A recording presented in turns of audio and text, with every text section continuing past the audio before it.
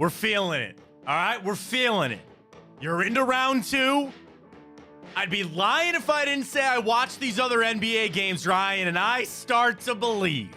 I know the mountain is a steep one to climb. I know Boston is all that and a bag of potato chips or clam chowder, whatever you want to say. I get it.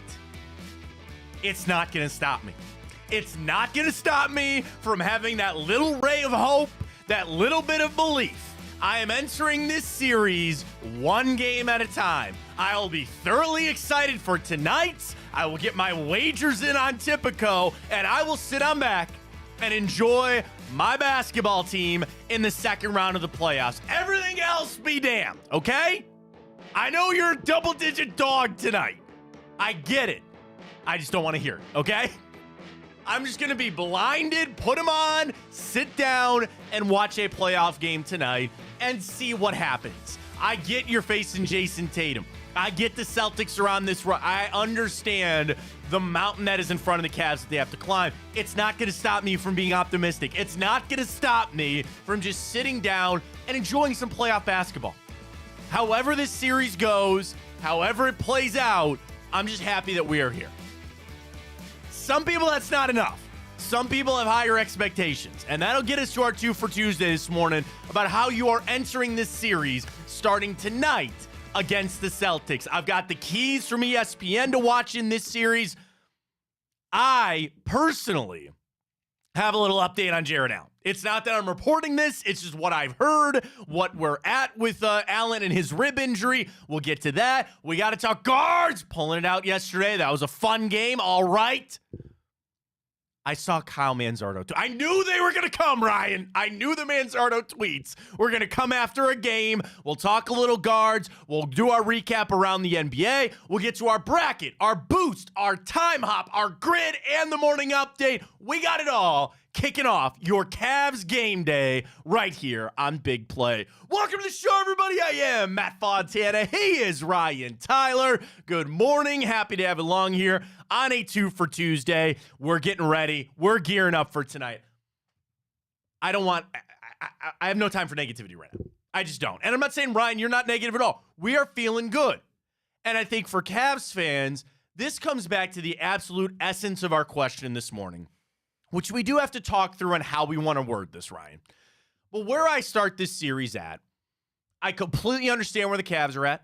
I completely understand where the Celtics are at. And listen, of course, the Celtics are a giant favorite to win this series. I'm gonna believe. Sorry. I've got optimism. And I could come up with a lot of crazy answers and a crazy thing. And okay, Donovan Mitchell, he had to put up all those points just to beat Orlando. And we put the clip out from the show yesterday about me talking about Donovan Mitchell being the number one guy on a championship team. And if that is something that you now feel that he could do after watching this series. And I think the biggest pushback that I got was, it was Orlando. I respect that. And I understand that. And to be honest, I don't know if you're beating anybody else other than Orlando in that series. I put it aside. I put it all aside. And I could try to come up with these ideas or these reasons or grasping at straws about how the Cavs could win this series. And I don't want to say it's exhausting, but I just want to sit down and watch a basketball game tonight. Whatever happens outside of that, whatever happens throughout this series, I know what the offseason is going to be. I sit down just happy that we are here. Some fans don't like that. It's the participation trophy mindset, right? Oh, you're just happy to be here. No, I'd love to win this series. I'd love nothing more. And even if I sat here and tried to come up with tangible, real ways the Cavs could do it, a lot of people out there go, you're full of crap. You're insane. You're nuts, right? They don't want to hear it. And there's this battle going on with Cavs fans and how they feel about this team. And, the thing that we've seen a lot of, right? You'd rather be right than have the Cavs win. There's so many people entrenched in the this team sucks, JB sucks. I'd rather see them go down in flames so I can be right, as opposed to rooting for your basketball team to try to pick up a couple of wins. It gets to our question this morning, Ryan. 2 for Tuesday, always 2 questions, 2 answers. And you already got the wording out. Good. It's at Matt Fontana Show. Drop us a follow. Hit the retweet there. Do you feel like the Cavs are playing with house money? How did you word it? I didn't even know how you worded it. You knew the essence of what I was going with the question, right? I said, do you view the rest of this Cavs playoff run as quote-unquote house money? Okay. They're perfect. Perfect. Are you at this point where the Cavs have sufficed what you asked them to do? A lot of people were asking for a first-round playoff round victory. You did that. Took 7. Okay, fine. So now, exactly.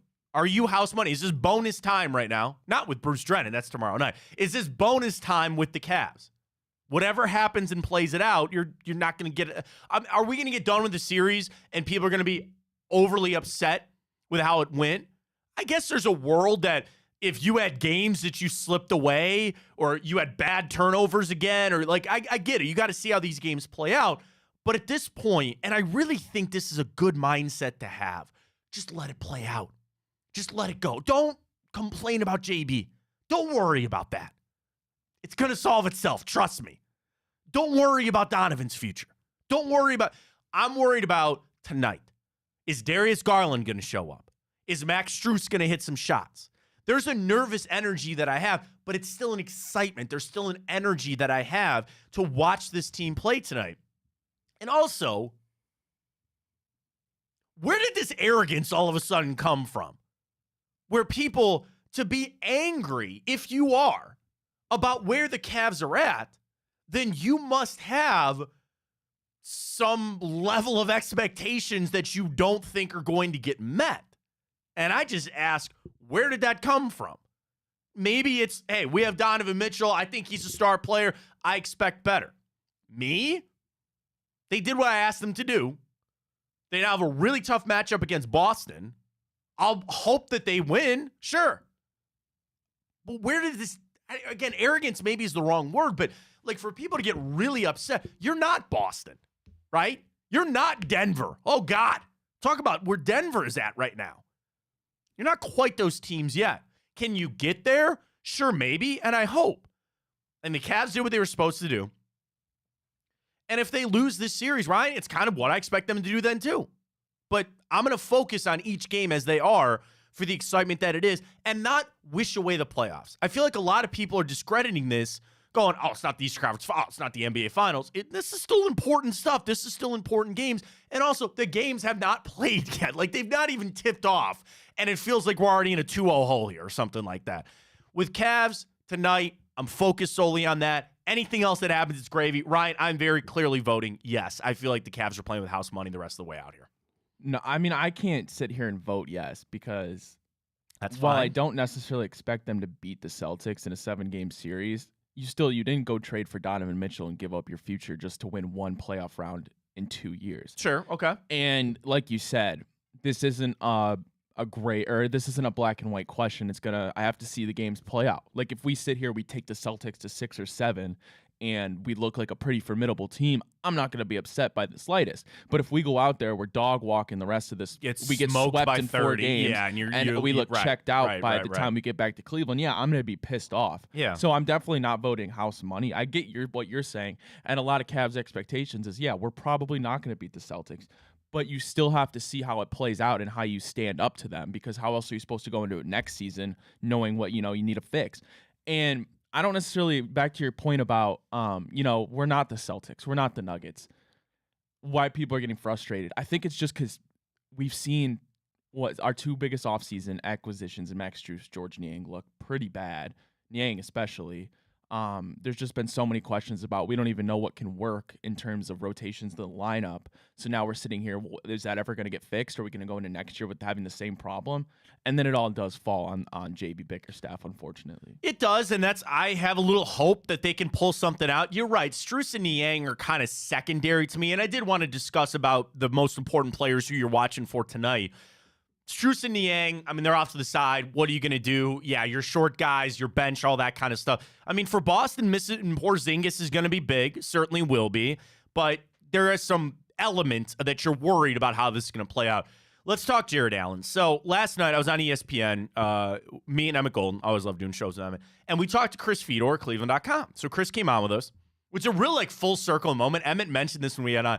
Emmett and I started as interns for Chris. Like, he was a board op host at ESPN Cleveland. How old is Chris? He's not that much older than me. That's what I was gonna say. He's not, because he was also a BW alum. So, like, I always appreciated Chris because he kind of took me under his wing and helped me out with BW connections. And now Chris, I mean, listen, I think we have some great Cavs reporting in this town. Chris is just so good. He is so, deservingly so, respected across NBA circles for his coverage for the Cavs. So it was like a full circle moment, really, for Emmett and I to be able to have Chris on and talk to him last night. And, of course, we asked him straight up, where do you think Jared Allen is at? Chris said, Allen can't even lift his arm above his head. That's how bad this rib injury is for Jared Allen. And I think, number one, it is telling that Allen didn't even try to go out to do pregame the last couple of games. Remember when JB was like, well, we'll see, or he'll try to give it a go. He didn't even go out for pregame. That tells you I'm not even remotely close to that. So if you're not even remotely close to doing pregame practice, there's no way he's playing tonight. I'll say, I'm not reporting this because obviously I have no idea, but the picture that Chris painted to us last night on ESPN is that Jared is dealing with an immense amount of pain. And if you can't lift your arm over your head, how are you going to play basketball? Let alone the physicality in the post, what you need Jared Allen to do to Ryan, do you think you need to lift your arm over your head to rebound a basketball? I think that's probably a big help a little bit. It ain't happening. Not tonight.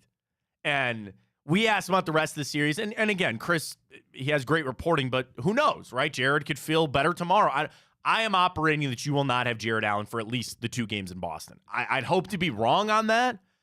And then that comes back to that could have been a big swing for the Cavs. They're missing Porzingis. You could have your 2 big guys. We talk about the game that Evan Mobley's going to have tonight.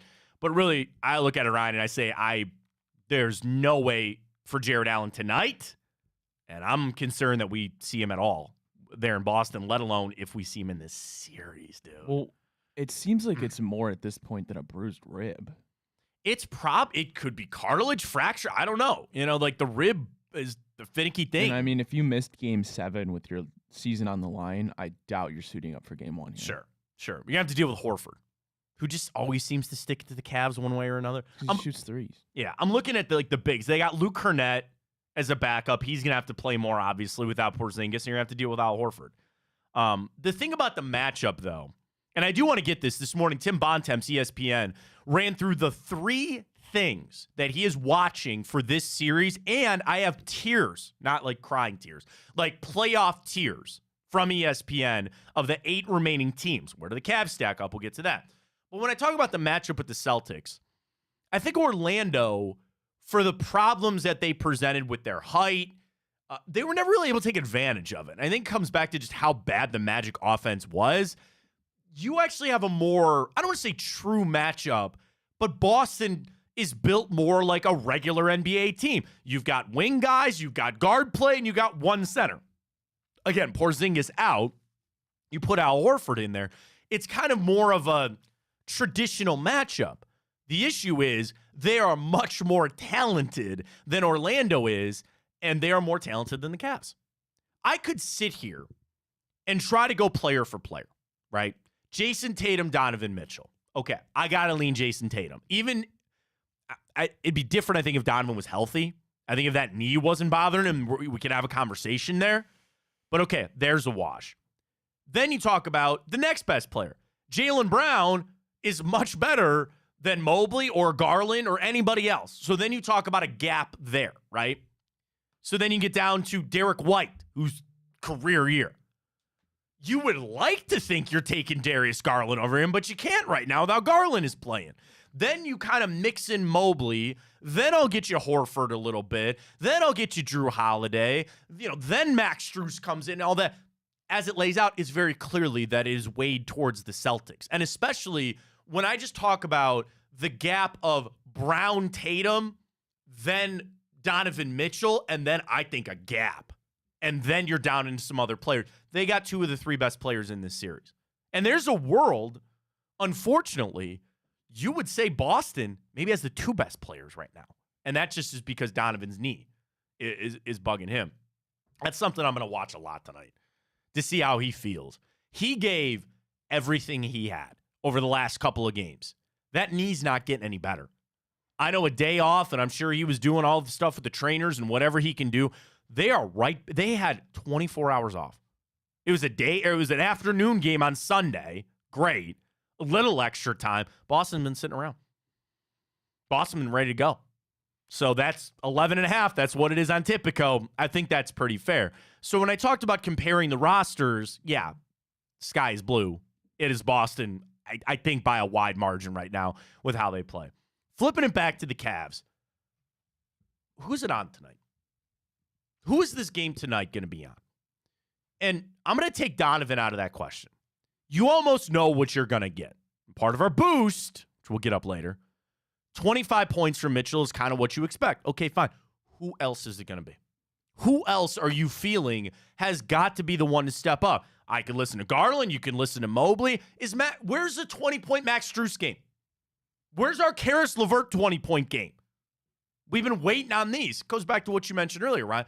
JB, a little deficient on some of these places. Who's going to step up for you tonight? Who's the one person you're looking at outside of Donovan that says it's got to be? Is it Darius? No, you pretty much. Is it just a lost cause with Darius at this point? No, it's not, because you can shoot any given night. That's like different. It's on Darius to figure that out himself. But for me tonight, especially, I think a game-setting tone for Evan Mobley is what I need. Okay, given that I'll listen to Kristaps that. is out. I understand the offensive struggles a little bit because you had Mo Wagner, you had Paulo, you had Jonathan Isaac, you had guys that were just almost as tall as you.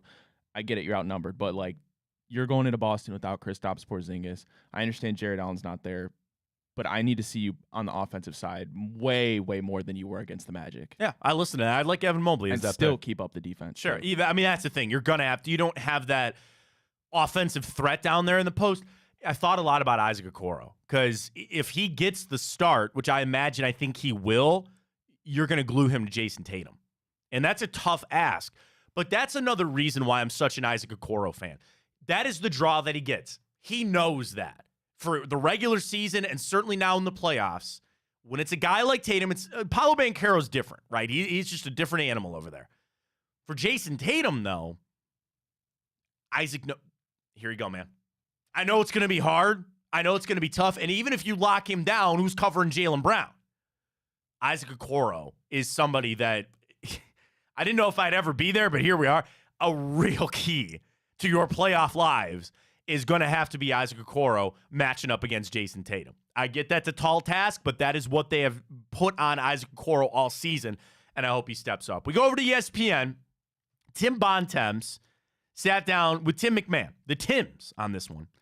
And they ran through the Boston Cavs series with 3 things that they are keeping their eye on. This is specifically from Tim Bontemps. Number 1 is Jared Allen's health. He writes, the biggest thing to watch coming into this series is whether Cavs starting center will be able to play after missing the final 3 games against the Magic. Allen is a strong two-way presence in the middle for the Cavs with Evan Mobley, and they create one of the league's best defensive units. When they share the floor during the playoffs, Cavs allow just 0.78 points per direct drive. Didn't even know that was a thing. That's pretty good, though. Of course, we know Porzingis going to miss the series, or likely to miss the series with his calf strain. Cleveland's size could be a real threat in the paint, presuming at some point Allen sees the court. There have been some offensive issues with the Cavs playing 2 non-shooting bigs. But the more pressing issue for the Cavs is that if Allen isn't available, they're going to have to run Thompson or Marcus Morris at center behind Mobley. Against the offensive firepower of the Celtics, the Cavs' lack of depth inside could become a serious problem as the series progresses. Right, so that's number 1 for him was Jared Allen's health. And yeah, I don't think you're going to be able to win the series without Jared Allen not playing at some point. And then you run the fear of him getting in there, re-injuring. I mean, the other thing is, Ryan, what's his conditioning like? He's not been playing. Even if he comes back for game 2, I don't know. Like, there's just, it's a lot of stuff with Jared Allen, which I get. All right, number 2 on Tim Bontemps' 3 things for the Cavs Celtics series. Which backcourt will be able to control the run of play? While the focus with Boston begins with all-star scorers Jason Tatum and Jaylen Brown, it's actually been the backcourt of Derek White and Drew Holiday, one of the league's elite defensive duos, that'll help determine how competitive this series is. In the postseason, The Celtics have had a 96.6 defensive efficiency rating when White and Holiday are both on the court. That's also a tremendous matchup, against Donovan Mitchell and Darius Garland. Holiday will have the strength to take on Mitchell. White will have the size and quickness to give Darius Garland some trouble. If Cavs want to win this series, they're going to need Mitchell to be at his best player, or be at his best and be the best player on the court. And Garland's going to have to be better than just 3 out of 13 shooting when he scored 12 points in Game 7. But if White and Holiday play their counterparts to a draw or even win this matchup, it could be a sweep for the Boston Celtics. Final thing. Let's start. Okay, so the guard play. Again, it's not even it's not even a Tatum Brown thing. It's you got Derek White and Drew Holiday. They're going to be up in Donovan Mitchell's grill. You saw that in Orlando when they put Suggs and Gary Harris and they said, we're going to get into Donovan Mitchell's face and we're going to make him work. That comes back to the knee injury. What Donovan would like to do is get an easy walk up the court, set the offense up, even if he's off ball, and kind of not have to worry about the knee. You make it really hard for him. He's going to have to cut. He's going to have to go around screens. That is all load and pressure that he's putting on that knee. I would imagine that Joe Mazzulla and the Celtics are saying, that's going to be one of our recipes for success as we try to get after this one, is pressuring Mitchell and pressuring Darius Garland. And then I thought Tim brought up a great point too. Garland, one of the issues that we've kind of noticed this season, the size, right? The deficiency in size. If he's not getting those open looks and they're not created for him, and you're going to have a bigger guard and Derek White on him, it's going to be tough. Final thing, Tim Bontemps, matchup between the Cavs and the Celtics.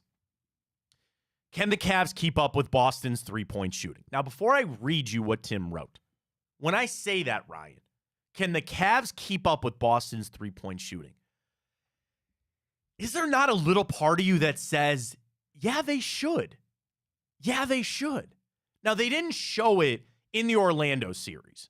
And Donovan kind of just stopped shooting threes. He was getting to the rack. He had to drive. But if I told you that this was going to come back to three-point shooting, I guess I go back to a time that is far in the past now where the Cavs were shooting threes. And they were doing it better. Comes back to your boys, right? Strus, Niang. If Okoro could hit a couple, if LeVert could get a couple, and then your two main shooters need to be Darius Garland and Donovan Mitchell. This, before I say anything about what Tim wrote about the three-point shooting, it's a lot of DG. Well, that's a lot of Garland, isn't it? Yeah, well, that's why it's pretty damn hard to have confidence in this Cavs team right now, because you were able to beat the Magic because, one, Donovan Mitchell went Superman, and two, anybody not named Paolo Banchero couldn't make a shot for their lives. Sure. So you're able to overcome that. Now you go play the Celtics. Yeah, they're leagues, and I mean leagues above the Magic in terms of their shooting efficiency. You need Max Strus to play both halves like Max Strus should. You can't have him doing this. One half looks awful. Second half finally comes alive. You can't have that. You're going to have to throw in Sam Merrill at some point. Otherwise, I didn't think about Sam. Throw Sam in there. I didn't think about that. Because the Celtics are just too damn good on the perimeter. You're going to have to play Sam Merrill because you're going to have to get a flamethrower in there, especially if Karis LeVert isn't doing it himself. And then, unfortunately, George Niang, I don't even think you play him at this point because you can't count on him to make a three. And you're going to need three-point shooters in this. And that's why exactly why you need Darius Garland to shoot the ball. And what's even more a little bit concerning is, as good as Donovan Mitchell has been, it's been getting to the rack and shooting at the free throw line. He's not even been that efficient from three, which you're going to need that to flip this series because of how good the Celtics offense is. Two things off of that. Number one, you mentioned Superman. Did you see it? Did you see it? Yeah, buddy. Yeah. I'm in on that. What is it? David Corn sweat? Corn something. Corn something like that? Yeah. I was all in. That picture looks good. That picture looks pretty good. And I follow a lot of like nerdy accounts that are trying to rip it apart. You see the green in the background. You got Green Lantern. That'll be in there. Plus, I stumbled onto the Wikipedia. They already have all the names of all the people. Like, they're already like out there. Like, yep, this is who's going to be in this movie. Oh, really? Oh, yeah. It's like Hawkgirl's going to be here. They recast Kara, like his cousin. They're all in this, man. Also, they said they're done with Wonder Woman. That sucks. They said Gal Gadot. They're done. They're not even going to do. I liked them. I don't know. We digress there on the comic book. The next thing I was going to mention about the three-point shooting you were talking about, you got to shoot, though. Here's the crux of your problem. You're not going to know what you got in Strus, Merrill, I dare say even Niang and Lover. They have to shoot. You have to shoot. Let's get to Tim's write-up talking about the three-point shooting. Because he says, one way an extreme underdog can make a series more competitive is to outshoot its opponent from the three-point line. The problem taking that approach against the Celtics, Tim writes, though, is they both made and attempted more threes than any other team this season, and they finished second in the league in three-point percentage, only a tenth of a point behind the Thunder. So you're going to try to take it to the Celtics in the thing that they do best. Yeah, Tim writes, last summer, Cleveland signed George Niang and Max Strus after having not enough shooting. Cleveland climbed inside of the top 10 in makes and attempts, 7 and 8 in makes and attempts from three-point range this season. They were last and third to last year. Oh, no, wait. I'm sorry, wait. They were last in makes and third to last in attempts and second to last in three-point percentage against the Magic. So they're talking about just the playoffs. So basically, of the first round, the Cavs were the worst three-point shooting team when you combine all of that. Meanwhile, no team makes more threes per game than Boston did in the first round. So your, I would say, semi-key to success is the thing that Boston does really well. But that's what I'm saying is if you're going to legit have a chance to beat the Celtics, you're going to have to put up, and I'm not even kidding you when I say this, you're going to have to put up 115, 120 points a game, which this season for the Cavs has been very rare. Why did the Miami Heat win one game against the Boston Celtics? Because they shot a franchise historic record amount of threes. That's a good point. Great and point. other than that, they looked like they didn't belong on the court with the Celtics. And that's just one. That's just one game. That's what I'm saying. That's just one. That's how difficult this is. It's going to be hard. And the thing is, I'm not going to quite join you on this just bench Niang to bench him. You put him in there at some point, maybe early, and you go, you have 3 minutes here to show me that you're going to hit a shot or something. If he flips, I mean, yeah. And then you just go to Sam Merrill, but then you're talking about a height difference there. The other issue with Niang is, then who's he defending? That's what I'm saying. You're going to put him on Jaylen Brown when he's out there? Like, what are you going to do? I don't think JB got a lot of sleep the last couple of days trying to figure this out. A lot of deficiencies, a lot of things you got to get figured out. All right, before we go around the NBA, I do want to head over another article off ESPN this morning. The tiers of NBA playoff teams. So they did 5 tiers of the 8 remaining teams. And they didn't label it anything like championship or anything like that. It's literally just tier 1, tier 2, all the way through 5. So number 1, alone by themselves in tier 1 is the Boston Celtics. Celtics have proved the remainder of their 5-game blowout of the injury-hampered Heat. Any concern about Boston Game 2 was just a complacency and record shooting by Miami. The good news for Boston is that the injuries elsewhere in the East have produced favorable paths to the finals. Celtics shouldn't need Porzingis to get past the Cavs. So they're in tier 1. Would you first off agree that the Celtics should be in their own tier, tier 1? They have a path. They're the easiest one out. Would you agree with that? Kind of knowing maybe what you know about what with Denver now. I was gonna say in terms of easiest path, 100%. But I would say I think I'd take the Timberwolves over them. Okay, tier 2 is the Nuggets and the Timberwolves, which again nobody saw that series coming the way that it has. 2-0 on the road. Yeah, Denver looking like crap. You guaranteed me yesterday that the Nuggets were gonna win. My bad. I didn't think that they were just going to not show up. Like, seriously, they just did not show up on offense at all in that game. It was really hard to watch. So they're tier 2. Tier 3 is Oklahoma City Thunder. Would you put them in tier 2? Or you think they're fine in tier 3 by themselves? I'm fine with that. Dallas. They're too young. Dallas and New York in tier 4. I like that. Fair. And tier 5, us and the Pacers. Makes sense. Us and the Pacers. Cavs are the biggest underdog in round 2 after needing 7 series to beat the inexperienced Orlando Magic. Cavs did take their only home matchup against Boston back in March, coming back from a 16-point, fourth quarter deficit. The Dean Wade game. But has had the worst record of any team to win a playoff series. Yeah, man, where's Dean Wade? Like, it'd be another nice little key to this whole thing. But there are your tiers on out. Again, I don't have much to complain about with that.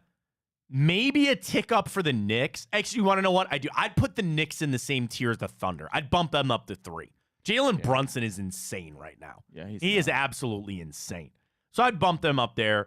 I think the Nuggets, Timberwolves at 2 are fine, and the Celtics clearly up at number 1 is where they're at. Kevin Pelton did that this morning on ESPN. All right, we got to talk actually a little bit of football. We'll get into some baseball, but first, Ryan, it is time to go around the league. I always say around the league. It's the association. It's the NBA. I don't know. The W. Around the W, whatever you want to call it. That's women's. NBA. That's women's. I know. Around the NBA we go as we recap things from last night in the NBA. Right. Alrighty, well, you mentioned it. Jalen Brunson is on an absolute mission in this postseason. Holy, some of the ones that I watched that. It was a fun game to watch. Yeah.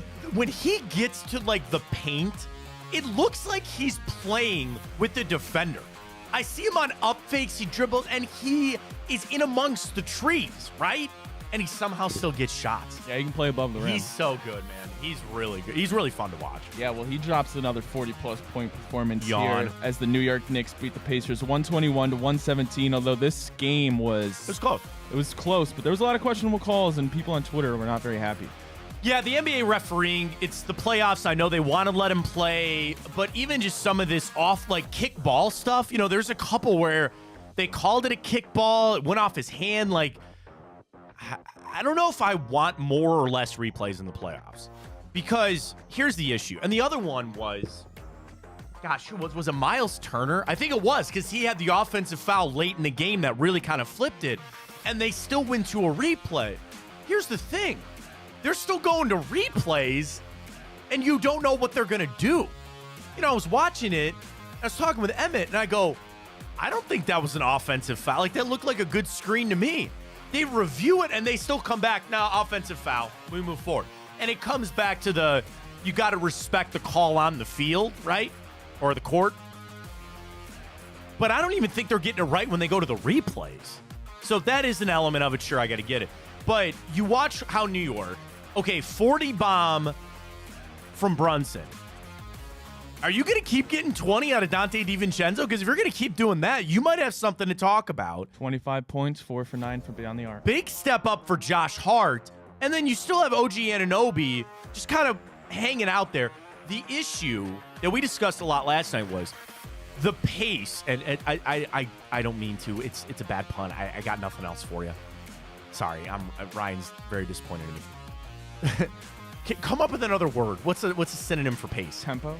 Okay, fine. Thank you.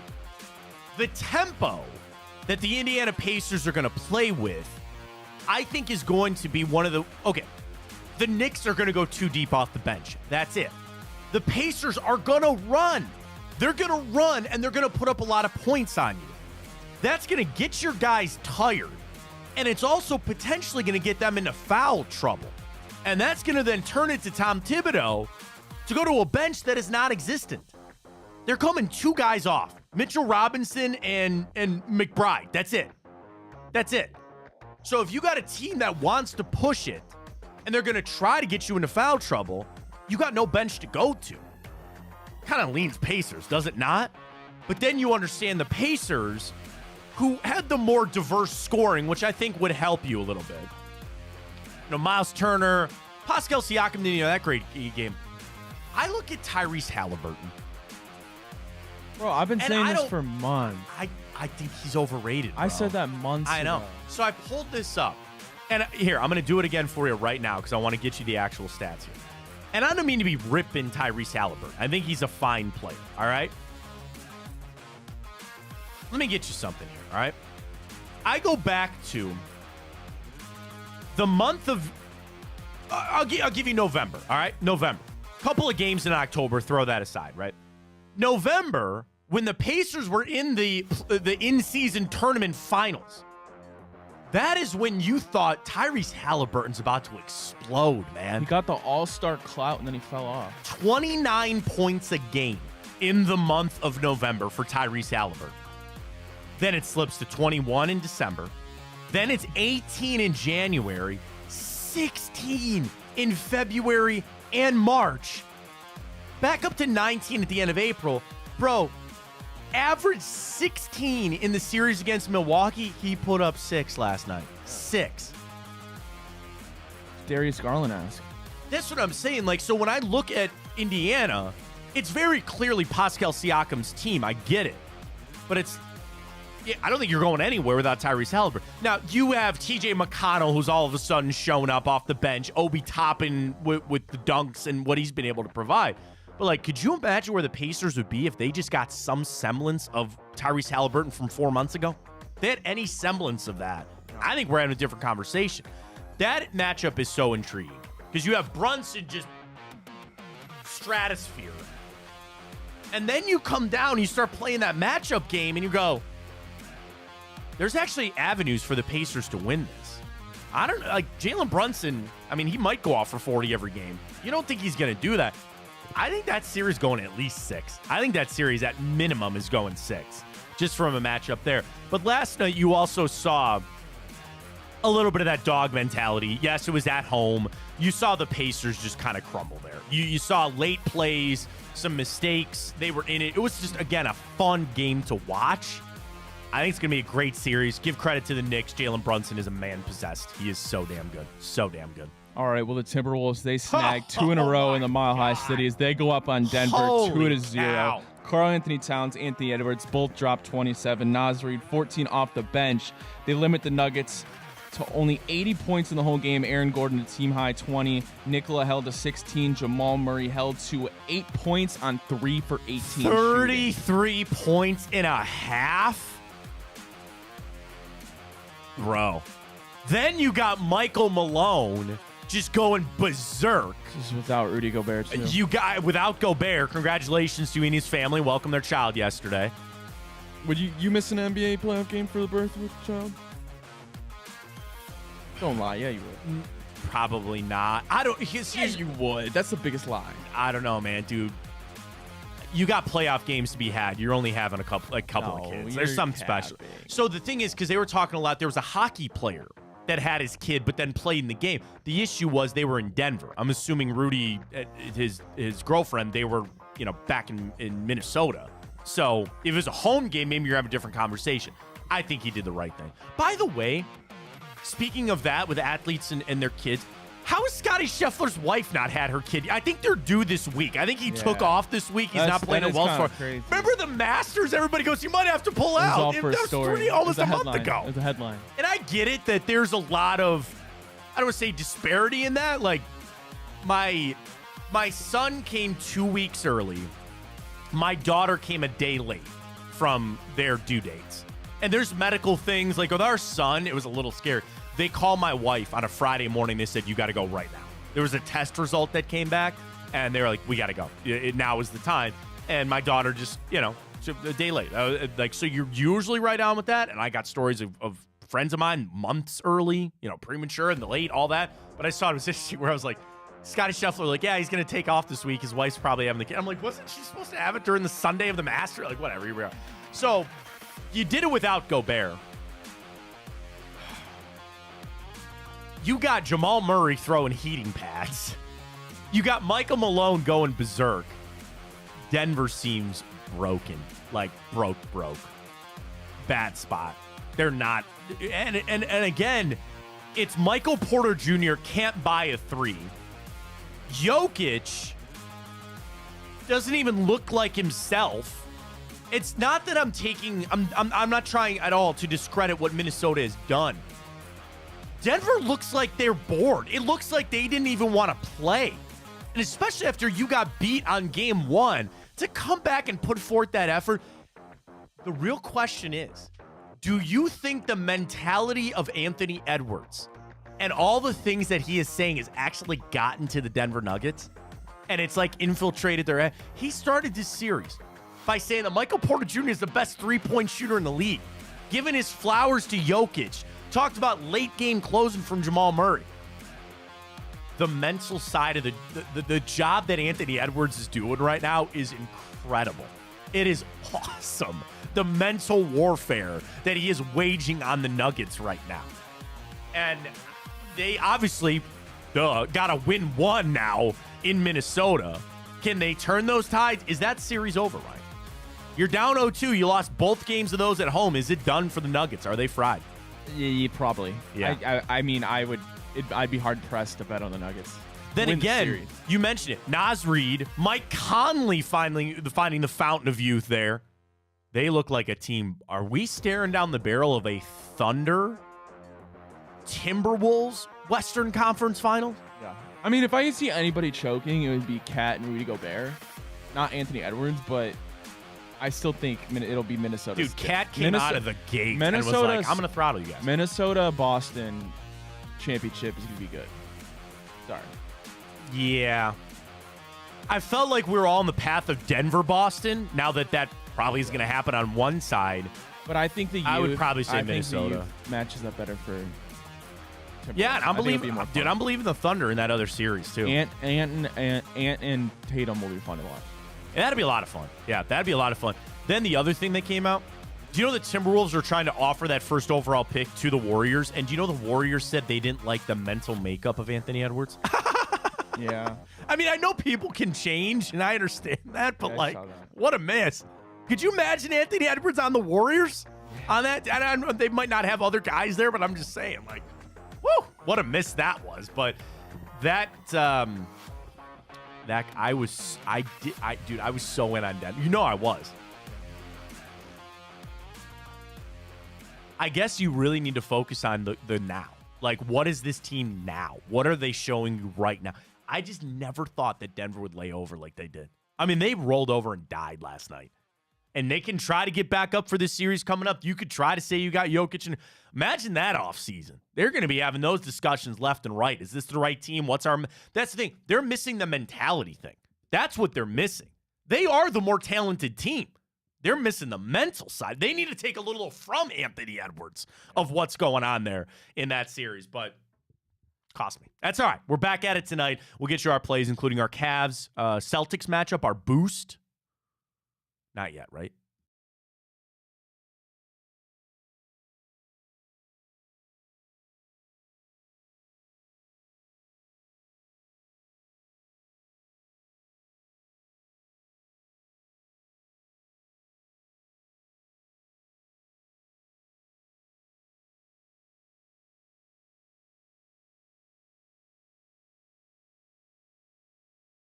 We took a tenner here on Mobley. Bro, I think we're having a 16-rebound game tonight from Evan Mobley. I'm feeling that. Oh, I'm feeling it. I'm feeling it from Mobley. So it's actually Mitchell 26 points we need. So over 25.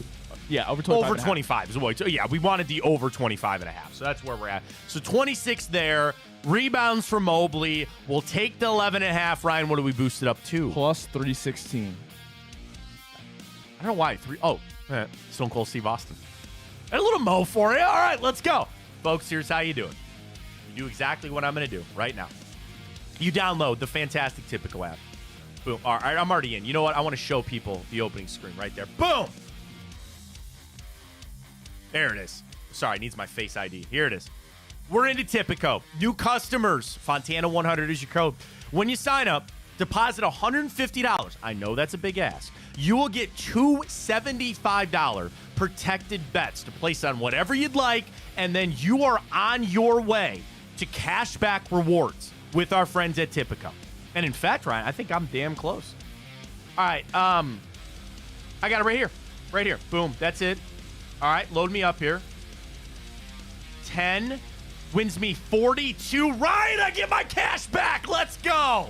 Here we go. Cash back. Boom. Cashback parlay in for me with Typico. $5 cashback earned. One of the best things about Typico, folks, they don't play this game. Oh, you get this token and get a hat. You can get a nice mug. What do you want? What do I want? Money back in my account so I can keep betting there. That's what they do. It is no nonsense. You don't need to track it. It's right there in your account. You see as you fill the bar up. Straight bets and parlays, and you get the cash back going. Go back to April, $1 million. $1 million passed out to the people at Tip. Oh, no, I'm sorry. It is March. We got to find April. We got to find out what they passed out in April. But they gave $1 million back in March out back to the fans and the people betting with us on Typico. Get signed up with that code Fontana 150 for the new customers, and then we're giving it back to you on the current customers because of the cashback rewards, because of the boosts. It's all up there with us at Typico. Again, code Fontana 150 when you sign up. A few other things I wanted to get into before we get to the morning update in hour two. What did you expect from Kyle Manzardo? I got tweets, people saying, oh, he looks nervous at the plate. You think? Do you think he was a little nervous at the plate? It's no big deal. By the way, still got our boost going. We're going to do this every night, right? It's going. Guards money line, Manzardo home run until he hits. Not only could then you hit that bet, which was plus 900 last night, I don't know what it is tonight, you'll then be entered for a chance to win a couple of tickets. Go over to the baseball game. I just hope he doesn't hit his first home run in a loss, Oh, yeah, that would sink it. Yeah, that would be. But Manzardo, okay, no problem, fine. Guards, though, man. Tristan McKenzie. Yeah, sticks, man. Dude, gave up the opener right there to Riley Green. Fine. Wow. Little issues. Wow. Command. There was that he kept nibbling. Yeah. I know exactly where you're going. But the ump did have a big zone still. Oh, he was screwing the Tigers, man. Yeah, there was some calls, and I was like, oh, my God. Was that CB Buckner last night? Buy him a beer. Bro. I'd have gotten tossed. Yeah. I'd have gotten tossed if I was AJ Hinch on some of those. Like that. Pretty generous. Is it AJ Hinch? Is he in Detroit? Who's the manager there? No, you're right. Hinch. Yeah. Yeah. Former Houston guy. That's right. Yeah. I couldn't remember if he's in Minnesota or Detroit. He was in Detroit. But you give McKenzie a little bit of credit for taking advantage of it. Got out of some jams thanks to it. He pitched well. You're right. He was nibbling a little bit. He was in these 2-2 counts and just a few of the frustrating ones. I think he had multiple of these. He was 0-2 to a guy, and then he gets to a full count. Yeah. He was nibbling. He just wasn't right there. Maybe the command was on. He didn't want to give in. He navigated it well. Jose Ramirez is an absolute beast. Thank God. You got to win. Now, I wanted this series, and maybe last night more than not, to show the Tigers they're not with us. They can believe all they want. They were on a now 4-game losing streak. Their bats have been ice cold. So I did cash on the under last night. I grabbed it at 7.5. So as soon as Riley Green aced that home run, I was like, damn it. Yeah. Here's the stats I was looking at. Number 1, Detroit is bottom third in baseball in runs scored anyway. They're only scoring 3.5. Ryan, in their last 5 games, they're only averaging 2. Then for the Guardians, they're actually a half run lower at home than they are on the road. So we'll get into some matchups. I probably should do that more about some trends and some things that I'm looking at for the baseball, but kind of like the under again tonight. I just want us to show the Tigers they're not in our class. Now, a 2-1 win in kind of a defensive pitching type matchup. Flaherty had it yesterday, man. Yeah, he looked good. He was looking good. He's 0-2. I know. The pitching, though, for Detroit is really been their resurgence. Like, yeah, they drafted Spencer Torkelson, who, by the way, butt cheeks. He can't do anything right now. Dude, he should have had that double from Florial. I know. In the beginning of the game that they said it was a double, thankfully. I thought he should have had that. Yeah, and then he got that little topper that Jose kind of threw away. Like, he's all out of sorts. He can't hit. Riley, that's what I'm saying. He's all out of sorts. Like, Riley Green is good. That lineup is not it, but they're a little like the Guard. Well, I don't say a little like the Guardians. Our lineup is a little bit better. How washed is Javi Baez? The money that they gave him, and I know they regretted it last year. What's he batting? Like $150? Yes, $150, $170. What happened to Javi Baez, man? I don't care. I'm all for it.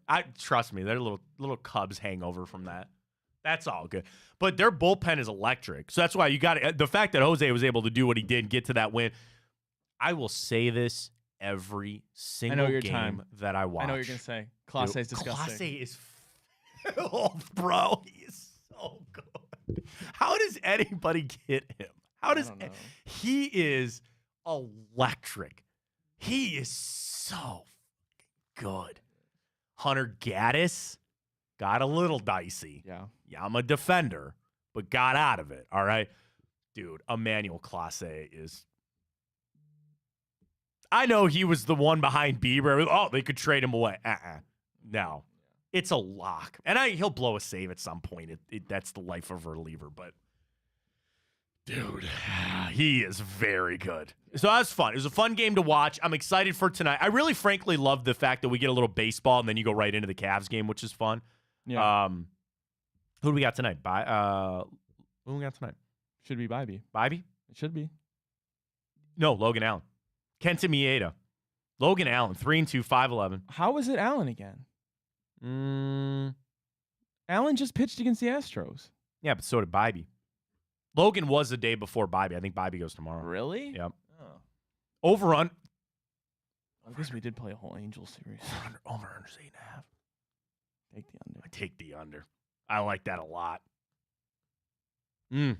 My 8 is 1-1, 5 ERA, 22 strikeouts, just 7 walks, though. He's given up 8 home runs, though.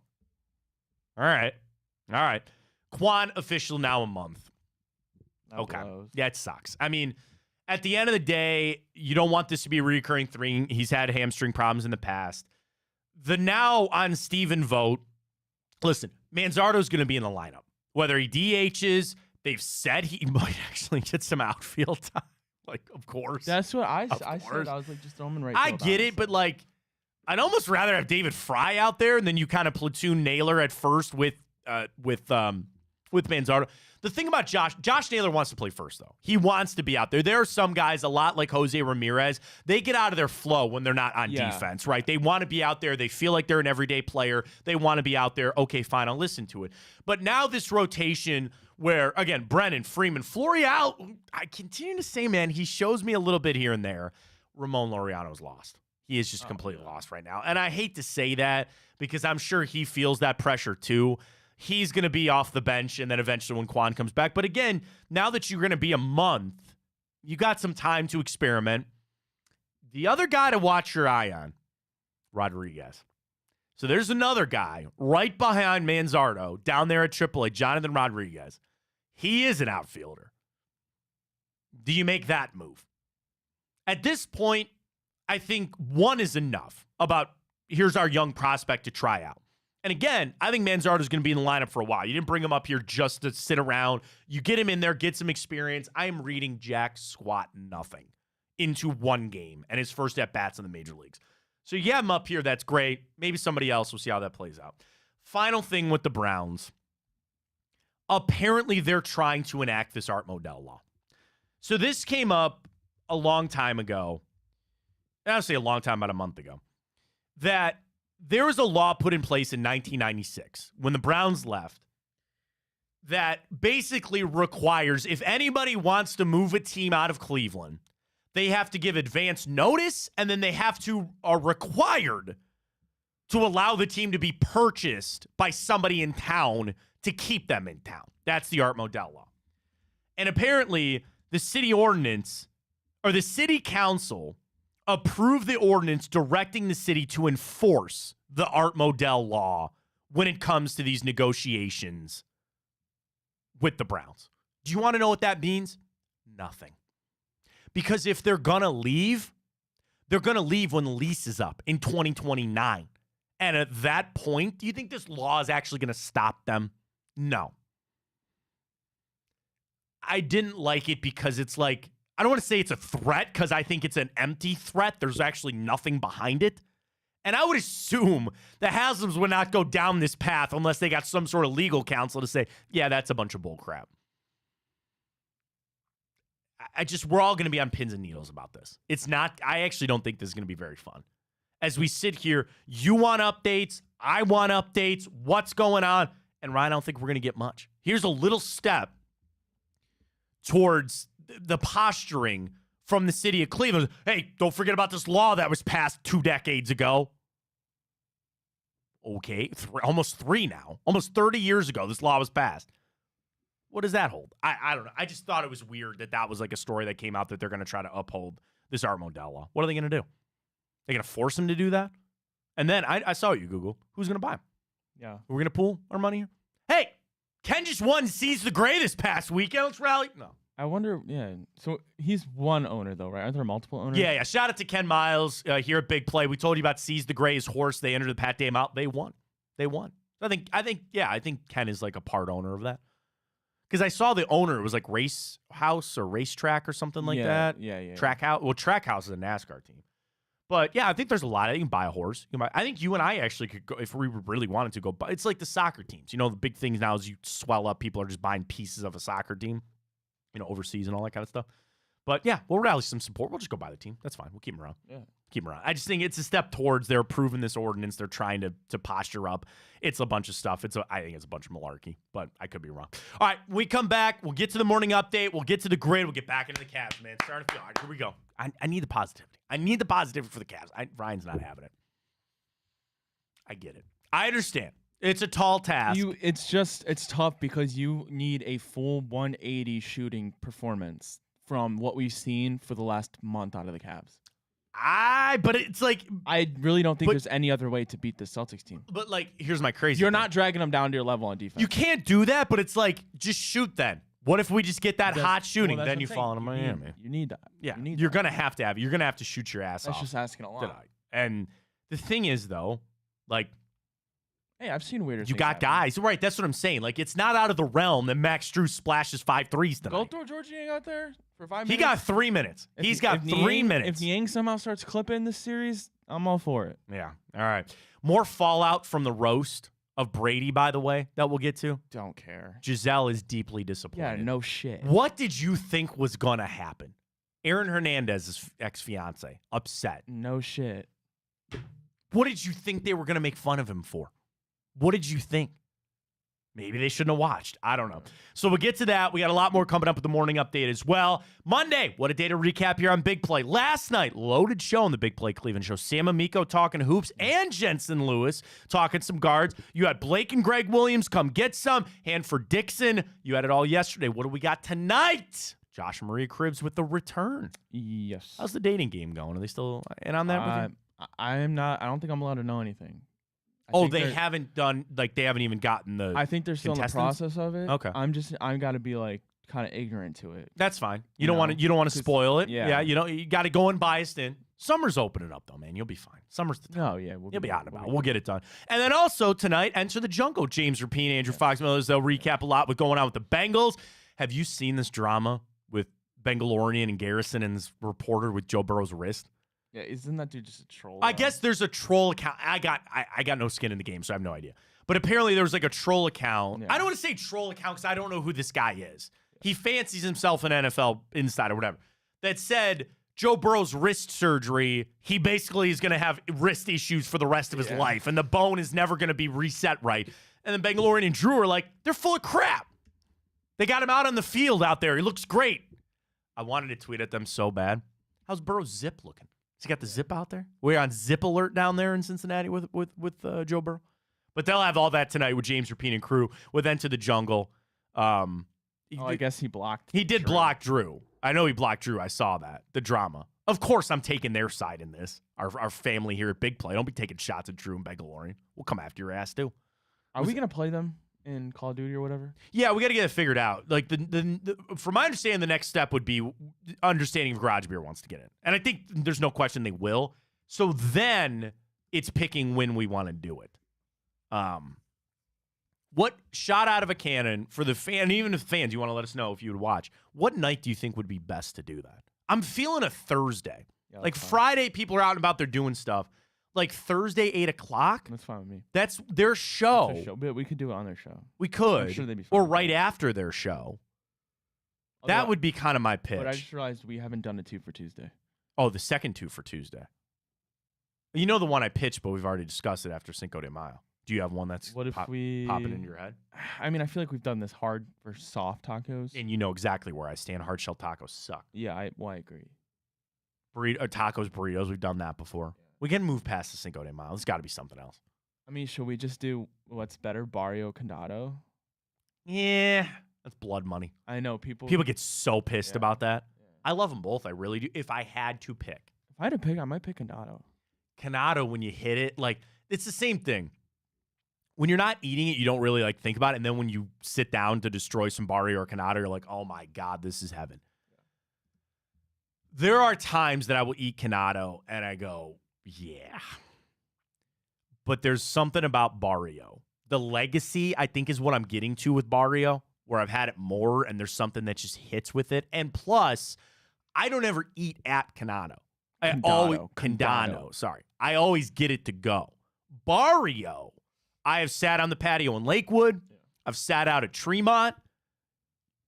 It sways me, Barrio. I think it'll just be one of those things. They can both be great. They're equal. They're amazing. I guess it's just Barrio's my OG. So I got to lean that way. Should we, and this is also kind of blood money, but at the same time, and I know people might be biased, I'd be curious to see how people view who's the better player, Donovan Mitchell or Jason Tatum. Go ahead.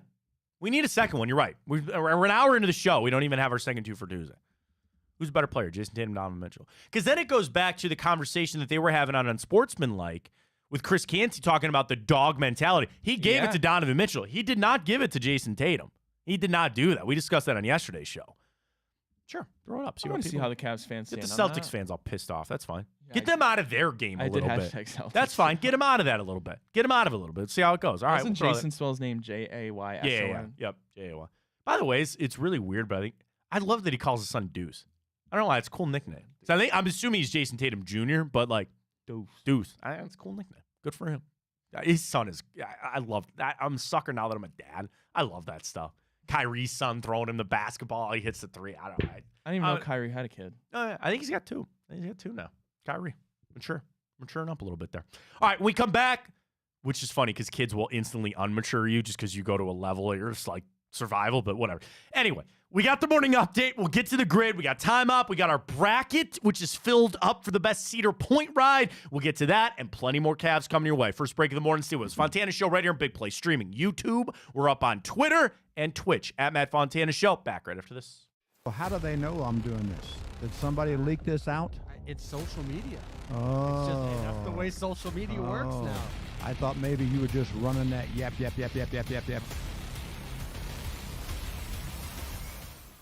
Welcome to Big Play, a sports media team that started back in 2014, and now we're not in a garage.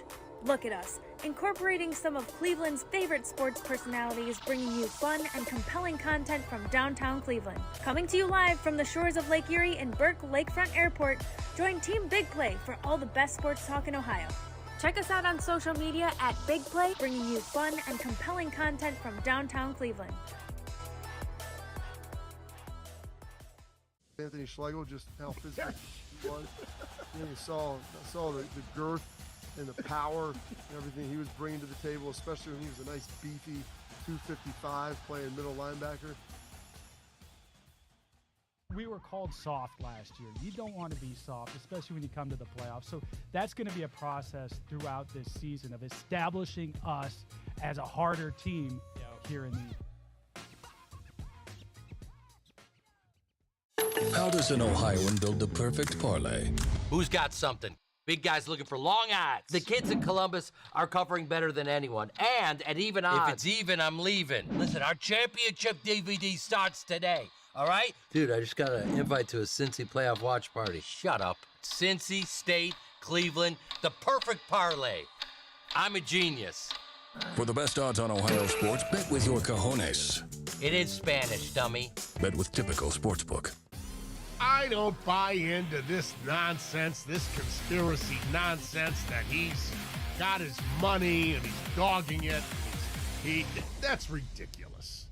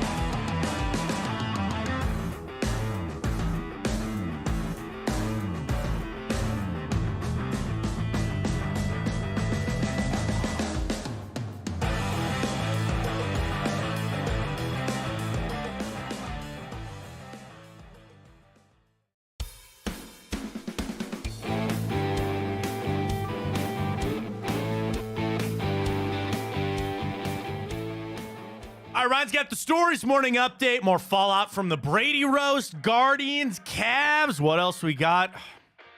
I do have something for time op because somebody else just tweeted about it. It's not going to be good, but we'll get there a little bit later. Ryan, please take it away. The morning update. All right, well, the Guardians beat the Tigers in the first game of the three-game series 2-1. Tristan McKenzie on the mound. Very good day for him, Matt. He goes 5 innings, 6 strikeouts, 3 walks, as we mentioned before. A little bit of trouble with the command, but no biggie. Big story, Jose Ramirez hits a solo homer breaking Larry Doby's franchise record with his 87th career go-ahead blast that lifts the Guardians over the Tigers. I saw that on the broadcast. Hang on. About to sneeze? Excuse me. Do you go shirt, hand, or arm when you sneeze? You gotta go arm. Arm. Every other way is gross. Oh, the shirt's fine. No. I think the shirt is actually safer. I'm not getting it all out there. No, you're just blowing. No. What's wrong with that? No, you gotta condense it. We are like, we fight with our. We are blessed. Like, our son he's really good. He's really smart. He's great. And we work on the arm thing. The funny thing is, when I don't do it and he yells at me, I'm like, hey, you're right, buddy. You're right. I need to be doing it. The arm. Because, like, even when I do the shirt, he goes, Dad, arm. And I'm like, you're right. I'm sorry. But anyway, sorry, I didn't mean to sneeze there. And then, so with that, and then the stolen base, like, he passed that. Like, he's all of a sudden just climbing up these ranks. Jose, games like that, scrappy type of games. And that's where I feel like the Guardians are this type of team. They find ways to get wins. Defensively, he made some plays, and it was a busy game. What I mean by that is there was base runners. There was traffic out there. For McKenzie to navigate it, I think there is something to be said about you're still not having your starters getting late into games. And eventually that is going to tax your bullpen. You had Terry Francona, who was a master at doing that, but you still have Carl Willis, and who's really good about that. And Stephen Vogt, hopefully, is picking up a little bit on how they can manage their bullpen the best to still have them healthy. You're getting Hench's back, which is great, to bolster that a little bit out there. Sandlin looked good. I kind of like Nick Sandlin. I'd say the same thing about Eli Morgan, man. It's kind of crazy he's 3-0. That's just this inning, guys. And Sandlin with the sidearm stuff, I mean, there's a need for that. There's a need for that kind of guy. And the same thing, I defend Eli Morgan. He'll give it up from time to time. You need some of those guys. What I really like is I think you are able to establish Hunter Gaddis as your true setup guy. Yeah. He's throwing gas. It doesn't mean, again, it's going to be perfect, but you can just get it to Clase. The one thing, and this is, I'm going to say this now, and eventually it'll come up. What I want Stephen Vogt to truly try to avoid is getting Emmanuel Clase out there in the 8th inning. And I know you'll need him to pitch and, like, sometimes tie games in the 9th to try to get there and stuff like that. What I need them to avoid is the temptation of the 4 or 5 out save. Just put him out there for the 9th. That's it. And Gaddis is going to give up some. He already has. But I would really like to try to establish that mentality of Hunter Gaddis being your setup guy. I like it. Scrappy, good win. Could you imagine if we were able to, at one point, see Andrew Miller set up Clase? Yeah. Dude, Miller was so filthy. He was so good. I'd pay money to see that. Oh, the peak Andrew Miller. Now, he's my favorite Guardian, honestly. Was my favorite pitcher ever. He was doing 6 and 7 out type things. And Cody Allen at the back of that, too. Damn, man. Yeah, that was fun. But Clase is just, I don't know how they do it. I don't know how they do it. He's so good. He's so good. All right, well, game 1 of the Eastern Conference semifinals tips off tonight, 7 p.m. Cavs at Celtics. Celtics a heavy 10.5-point favorite, Matt, but I feel like it might be a fair spread.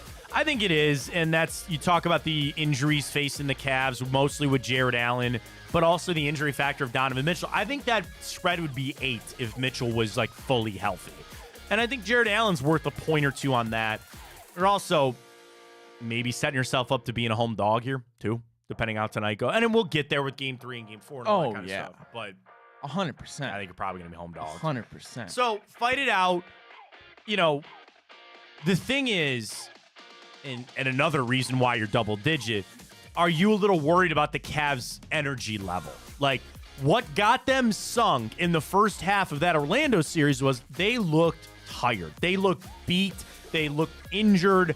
And then they turned it on. The issue is you had to give max effort and lay it all out there for the second half.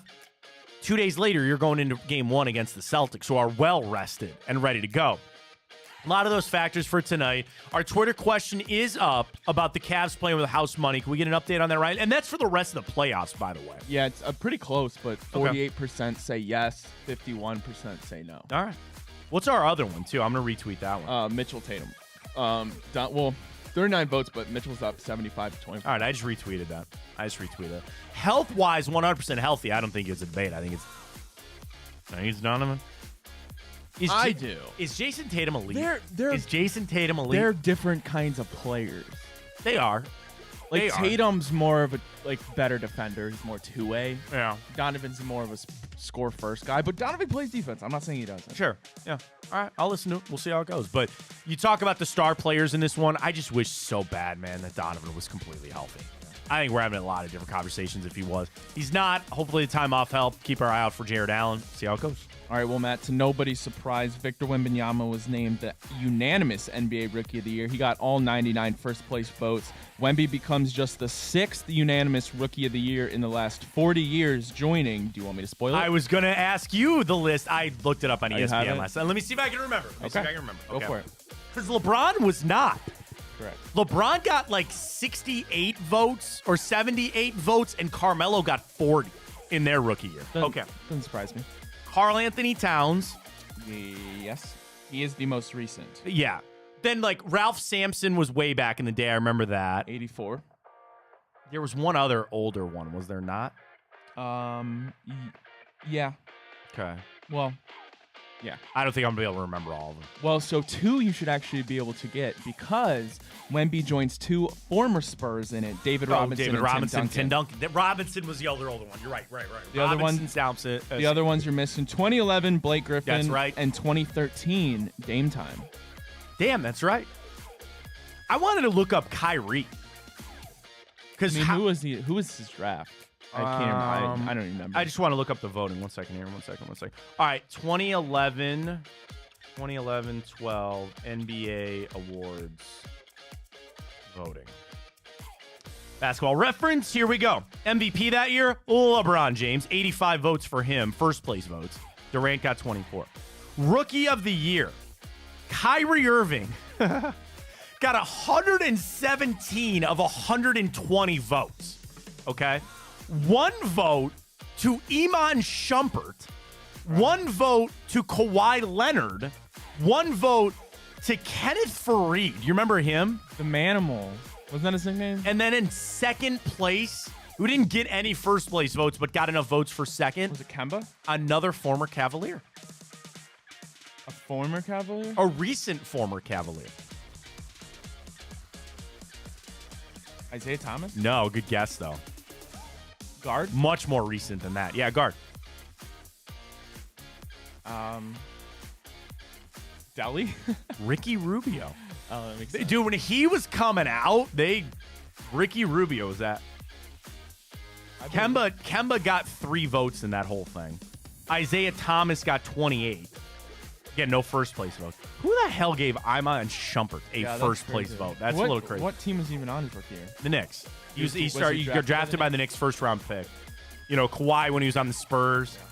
Yeah, Kenneth Faried, man. Huh, isn't that crazy? Anyway, so Kyrie was pretty close to being unanimous with. You know, Wemby, and I was really impressed that he got done with the season, and what he said, he goes, I still need to do more. And the thing is, the pressure now on San Antonio. Let me ask you this. Do you think Victor Wembanyama is a big enough draw to a star player that goes, I want to go play with that guy? 100%. It's 1 year. I get it. 100%. But, like, I'm just going to say it. Kevin Durant. Yes. Well, again, I'll just throw any star player to say, you know what? I'm going to go play with that guy. Well, maybe. See, I don't know Kevin Durant because I think his ultimate goal is to prove he can win a ring without Steph. And I don't necessarily think you can step I got a hot take about that. I don't think he cares. And that's fair. I don't think he cares. I guess I would care. I think he just wants to win another one. I don't think he cares how and why. So I think it's too far set in stone for him that would KD go to San Antonio to win a ship? No, I don't think they would be good enough. But I just I think Wemby's a big enough draw. Yeah, you know what I mean. I think they know how much of a just freak he is. I don't think now. Give it another year. See how he does this year, and then I think he'll be drawn in. But anybody in the NBA, especially because people on the outside are smart enough to see some of the he does. Some of the things he does are insane. It's insane. It's generational. Like that sounds silly to say, but he is. Like when you go coast to coast, and dude, he's 7'6" and he plays like a guard. He's 7'6" and he plays like a guard. You know, and I watched Brian Windhorst he went over to France. He spent weeks in France to learn about, Wembanyama, talk to his family's coaches. And they had him dribbling low because they said you're 7'6", you can't put the ball up here, you're going to get stolen. He practiced dribbling like a guard. And then he splashes threes and he blocks the ball maybe better than anybody. It's going to be fun to watch it. It really is. Unanimous. Like, there was that point that there was the groundswell for Chet. He's second. I think he got all second place votes. And I don't think there's anybody in this world that would take Chet Holmgren over Victor Wembanyama to start a team. All right, another quick thing from ESPN last night. You had to start a franchise today. You get to draft anybody. Who you taking? Webby, Anthony Edwards. I get to draft anybody? You are starting. You get an expansion franchise, and you get to start a team. Wembanyama 1, probably Anthony Edwards 2. Shy's up there. I would just have to think. And then you like Giannis and Jokic, but there's an age thing older, there. Yeah. You think about it with Embiid, that kind of stuff. I think 1 and 2 certainly is Brunson. Wemby. No, I think 1 and 2 certainly Wemby and Wemby. I would go actually Wemby. I kind of want somebody a little more meat on the bone. What I'm talking about is I've seen a little bit more. I might go Wemby and Luka. I might go Ant. I've seen more from Anthony Edwards than I have from Wembanyama. I just, as good as Anthony Edwards is, I just like. If the vision plans out for Wemby, there's nothing he can't do. And literally nobody to guard him. Yeah, I'm in. Oh, all right. Sorry, next story. No, you're good. I agree with your take. I agree with your takes. Well, speaking of good players, somebody we thought was good, but not in this series so far, that's for sure, is Jamal Murray, Nuggets guard. Because if you saw something around the 4:41 mark in the second quarter, it was him throwing a heating pad on the floor live. And KCP just throws it back. Nothing happened, but he'll get fined. You know, I was trying to find the quote. Crew chief Mark Davis said, he said if we would have seen it, it would have been a technical, but not an ejection. Right. I don't know about that. I feel like it kind of should have been an ejection. He said, because they do the pool report where basically the referees do talk to the media after, and they send like 2 people to ask all the questions. Here's what he said. First off, they didn't notice it. And what Chris Finch was pissed about was, he goes, where did you think that came from? He goes, a fan didn't throw a heating pad. You knew it came from Denver's bench. And they said, we didn't see it. We didn't know where it came from. If he had thrown it in the direction of somebody, then that would have triggered the hostile act thing or something like that, and then maybe he would have gotten thrown out. But the fact that he didn't directly throw it at somebody, he would have got a technical but not ejected. Kind of dumb. Well, it's like, it's the same thing you could say about the Cavs. The mouth guard reminds me of Steph. Oh, just gnaws on it. When he chucks when he threw it, that too, yeah. That makes me laugh when I see not just Steph, but more hockey players playing, and all they do is just chew on it. It's like, you know it's supposed to be in your mouth. Now, granted, you take a puck to the puss, you're losing your teeth. A puck to the puss. It's to the mouth. You're losing your teeth. It doesn't matter what mouth guard is in there. But the whole point is some semblance of defense, and I just see all these guys chewing on it. Well, they're sitting there trying to shoot them. I've been watching a lot of hockey. A lot of fun. A lot of gum. What the hell was I going to say off of that? Oh, you talk about the reflection of your team from your head coach, and the Nuggets seem like a head case. Kind of because like Michael Malone might be. What do the Cavs do? They like to bitch at the refs. What does JB like to do? Bitch at the refs. And I get that that's one of the jobs of a coach. You got to work the refs. I say this as a Cavs fan, and I'm sure it'd even be more if you were truly an unbiased fan. I'm getting sick and tired of it. And I understand the refs have a tough job, that there is a flip to be had in the playoffs. I get it, 1,000%. Stop bitching at the refs. I'm looking at you, Max Strus. I'm looking at JB. Just stop, please. I'm getting sick of it. And it's like, it's the other stuff that, like, you know, when they go like that, because they don't want to get teed up, but they got to do something to voice their frustration. I get it, you're frustrated. Across the court. Yeah, that just for the love of God, stop. I really am sick of seeing it. I am. I'm foul. They're clearly fouls. Stop. Because you want to know the other thing? Those refs are sitting there going, you think you're going to get a call now? Yeah. You're giving me crap up and down this court. And when it is a 50-50 call, you think I'm going to give that to you? Come on. You want to bitch on a legitimate 50-50 call or something that you really think I was in the wrong? It's more powerful when it's somebody that go, oh, yeah, that guy said something to me all game. I'm sick of it. It's one of the things that I hope doesn't happen in the series. I know it will. I'm sick of the Cavs just bitching at the refs. Yeah. Play the damn game, man. Get after it. Well, speaking of playing the game. It might get a little dicey here on the one team. All right. We just missed it yesterday. I like some of the teams that we have laid out here. We begin. The Immaculate Grid, you know how we do it, up and down, left and right. If you would like to help us, and Lord knows we need it, get in the YouTube comments, get on the Twitter comments, at Matt Fontana83, at Matt Fontana Show, Twitter, Instagram, YouTube, all of it. Ryan Styler33. Go. All right. I want to rip Luke Kuechly. Sure. You could do Bryce Young for that, too. Yeah, but that's not Luke fun. Kuechly's fun. Rain Dakota Prescott.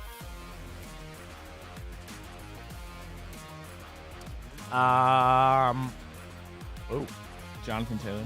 Oh, yeah. Michael Pittman. That works, too.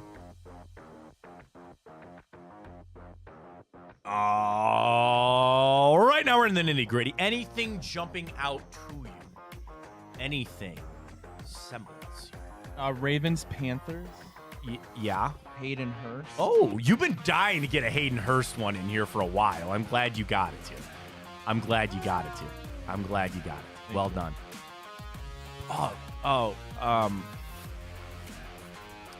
Oh my God.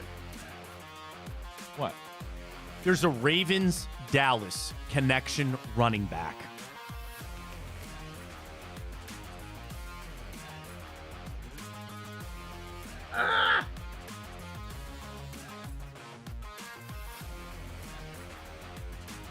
It's not Marion Barber. It's not. It was like a secondary kind of guy. It's not like it was Zeke. It's not like it was Tony Pollard. I'm just trying to think of Steelers, Panthers. I don't think it's right. You know, Justin Forsett. You remember him for the Ravens? Let's save it. All right, let's save that. Panthers, Steelers. Steelers.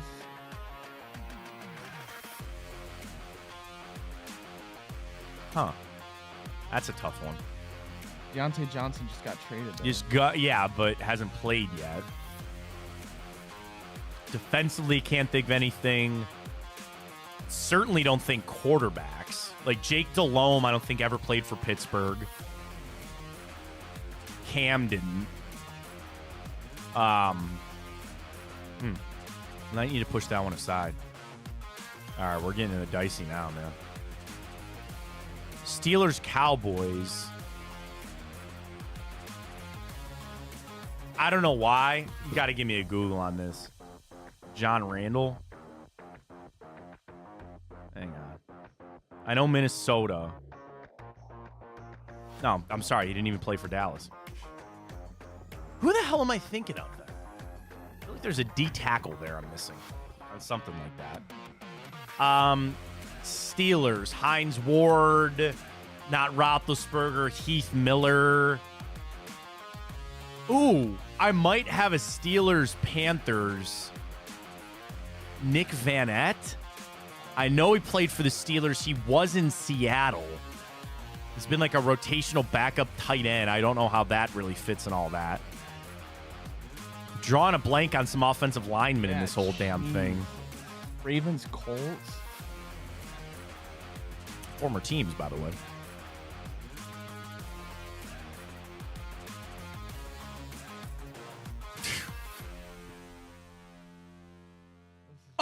Oh, I got one. Ravens, Colts. Brandon Stokely.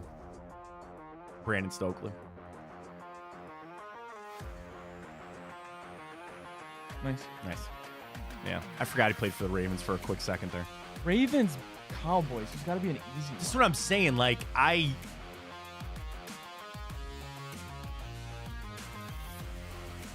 Alfred Morris? No. Does Bryant play a game for the Ravens? Why do I feel like I don't know why it's making me think that. Derek Mason? I think he did. I'm going to give it to you if he got it. He did. By God, he did. Yeah. By God, he did. I'll give it to you. Right? Did he play a game? Hang on. I want to make sure he's on the team. I think he played 6 games, 6 receptions, 2 touchdowns. I remember that. All right. I'll give that. I'll give it. It does Brian. Good pull. All right, now the Steelers should be laid up for this thing, right? Like, we should be all over Did the Chuba Steelers. Hubbard play for the Steelers? No, I think he's only Deontay Foreman? No. No, I don't think so. Jonathan Stewart. Jonathan Stewart. Jonathan Stewart. Yes. Right? Yes. Or are you yes, thinking no. of D'Angelo Williams? Okay, I know. Go D'Angelo Williams. I know it was D'Angelo Williams. I actually weirdly think that Jonathan Stewart did too. Stand by. I know D'Angelo Williams did. I'm pretty damn sure How do Jonathan. you spell D'Angelo? DE apostrophe. No, you're right. It's not Jonathan Stewart. It's D'Angelo Williams. Ooh, good catch good by catch. me. Good catch. How do you spell D'Angelo? DE apostrophe. Okay. Oh no apostrophe. Just DEANGELO. D'Angelo Williams. Yep. Thank God. Okay, good pull. Good save there, buddy. Good save, 100%. Steelers boys. Did Vance McDonald ever? No. No. All right, well, quarterbacks. We really have not even tapped into the quarterbacks yet. I mean, after Ben, it's been Duck Hodges, Mason Rudolph. Mason Rudolph, no. I mean, obviously not like Pickett or Gardner Minshew doesn't. We're talking about the Colts. Jacoby Brissett, no. Damn.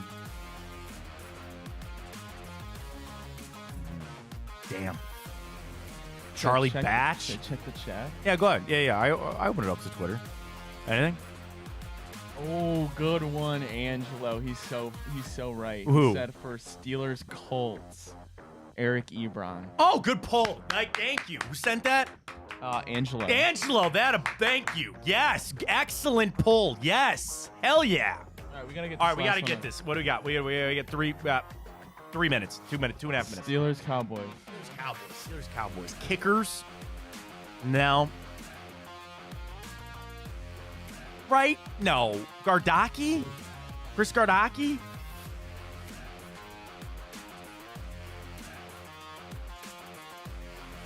I know Browns Steelers. No. He actually would have worked for Steelers Colts too. Talking about Chris Gardaki. There you go. Dude. Allen Robinson? No, he never played in Dallas. He didn't play for Dallas. No.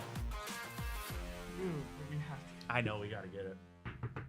Again, welcoming help here on YouTube, Twitter okay. comment. Hey, wait, let me refresh Twitter. Let me check Twitter. Levi Wallace. Where did he come from? No. Joe Hayden. Did he ever play anywhere else? No. It's a good pull, but no. I mean, Stephon Gilmore never played in Pittsburgh. No. Did Patrick Peterson play for the Cowboys at all? No. I don't think so. I think he went Arizona, somewhere else. No. Because I think you're getting him and Ryan Switzer. Did he play for the Cowboys? Did he? Oh man. You remember him? Or you play for the Browns? Yeah, I remember him. Yeah.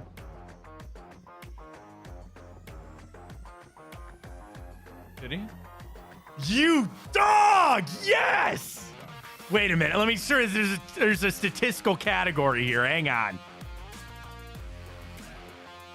Steelers, Cowboys. What a pull!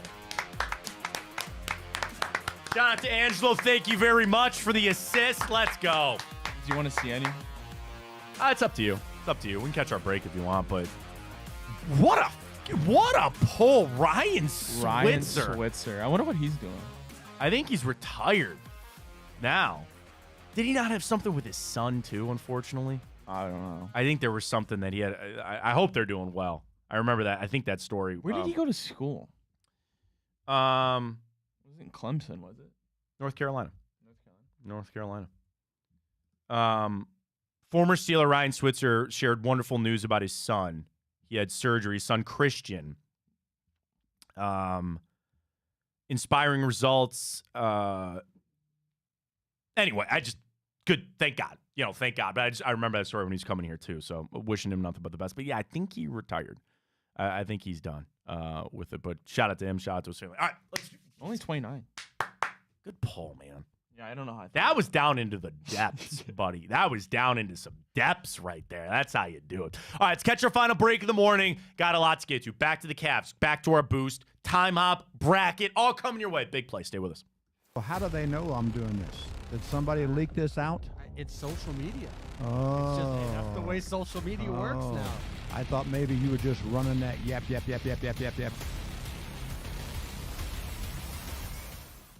Welcome to Big Play, a sports media team that started back in 2014, and now we're not in a garage. Look at us, incorporating some of Cleveland's favorite sports personalities, bringing you fun and compelling content from downtown Cleveland. Coming to you live from the shores of Lake Erie and Burke Lakefront Airport, join Team Big Play for all the best sports talk in Ohio. Check us out on social media at Big Play, bringing you fun and compelling content from downtown Cleveland. Anthony Schlegel, just how physical he was. You saw the girth and the power and everything he was bringing to the table, especially when he was a nice beefy 255 playing middle linebacker. We were called soft last year. You don't want to be soft, especially when you come to the playoffs. So that's going to be a process throughout this season of establishing us as a harder team here in the How does an Ohioan build the perfect parlay? Who's got something? Big guys looking for long odds. The kids in Columbus are covering better than anyone, and at even odds. If it's even, I'm leaving. Listen, our championship DVD starts today, all right? Dude, I just got an invite to a Cincy playoff watch party. Shut up. Cincy, State, Cleveland, the perfect parlay. I'm a genius. For the best odds on Ohio sports, bet with your cojones. It is Spanish, dummy. Bet with Typical Sportsbook. I don't buy into this nonsense, this conspiracy nonsense that he's got his money and he's dogging it. That's ridiculous.